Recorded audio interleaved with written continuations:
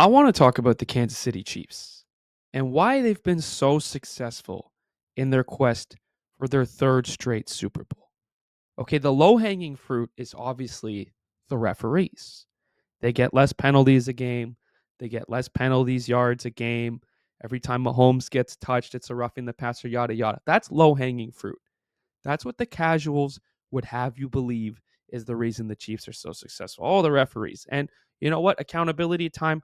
I'm a very big proponent, very big proponent, whatever that word is, of that the Chiefs always have the refs help. Does well on social, gets a lot of clicks. But I think I found the real reason that the Chiefs have been so successful.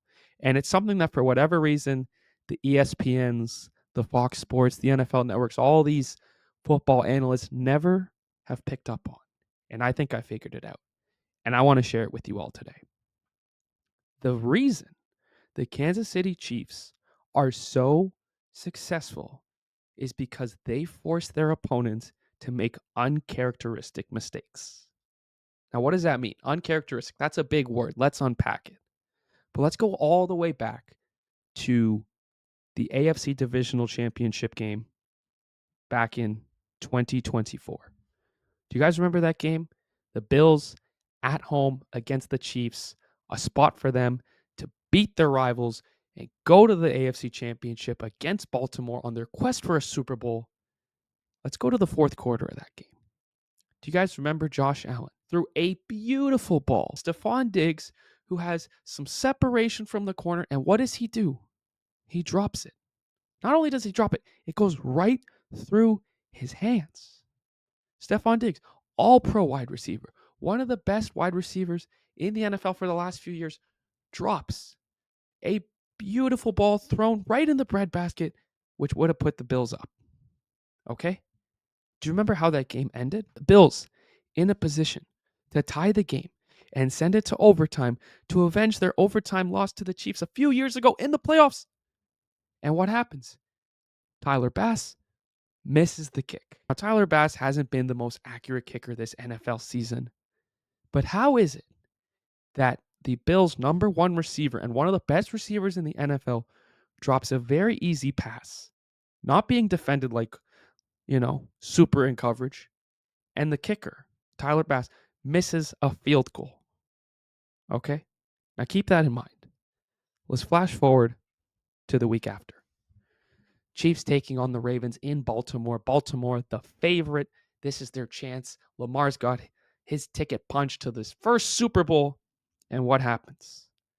Well, for those that don't remember, the Ravens, who had had so much success all season running the football, decide to abandon the run game and start throwing the ball all over the field. Not the strategy I would have made, but what made them do that?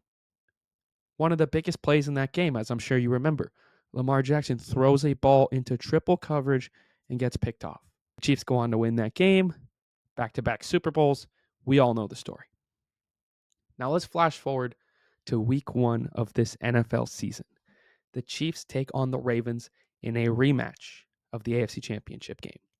As I'm sure many people remember, Lamar Jackson throws a ball as time expires to Isaiah Likely, who catches a touchdown, but wait, he has 1 foot out of bounds. But that's not what I want people to remember. The play before that, Lamar Jackson has Zay Flowers wide open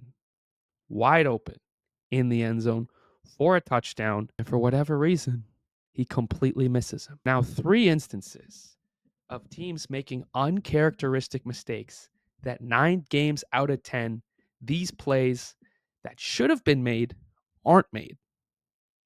Minus the AFC Championship, Lamar throwing the interception. But these key moments in one possession games, for whatever reason, the Kansas City Chiefs always find a way to force their team opponents to make uncharacteristic mistakes. Let's jump ahead to week 9. For those that remember, the Chiefs take on the Broncos. The Broncos, led by Bo Nix, have a chance to end the Chiefs' undefeated season. They're driving the ball up the field.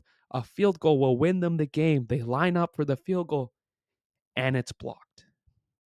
How often do we see blocked field goals in the NFL? Not very often. If there's a weekend slate, maybe it happens once or twice. Probably thinking, oh, Prince, the Chiefs defender made a great play to block it. Yes, I thought that too. But then the very next day, I'm watching Pat McAfee, one of the greatest special teams players of all time, with a 9-minute YouTube video. You can go look it up of how the Broncos screwed that up with their misalignment, and the Chiefs took advantage of that. A very uncharacteristic mistake in crunch time, giving the Chiefs yet another victory. Don't believe me yet? Flash forward to week 13.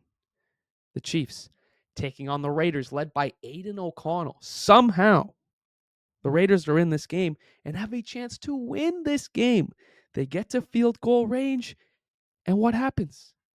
Aiden O'Connell and the offensive line, miscommunication, botch the snap. Chiefs recover, and they win another one-possession game because of their opponent's uncharacteristic mistakes. Yes, the referees help the Chiefs. Yes, Mahomes gets every call he wants. Yes, the Taylor Swift effect and the NFL makes more money, blah, blah, blah. Low-hanging fruit. The real reason the Kansas City Chiefs are so goddamn successful and have a chance to win their third straight Super Bowl is because they forced their opponents to make uncharacteristic mistakes in one-possession games. Now, with that being said, Buffalo travels to Arrowhead this weekend. Will we see it again? Did I just put the kiss of death on the Chiefs? I don't know. But if whatever reason the Kansas City Chiefs win a one-possession game because of an uncharacteristic mistake by the Bills, just remember who said it first. Whether it's playing at Arrowhead, playing in front of the all that crap, or playing Mahomes. There's some sort of black magic or mental barrier that the Chiefs put in their opponents' minds before big games because for whatever reason, they always win these one-possession games. And yeah, there's a bad call here and there, but when it's all said and done, the teams playing them have a chance to win and don't. So let me know in the comments what you guys think of this theory. And let me know if you think the Bills can overcome this against the Chiefs this weekend.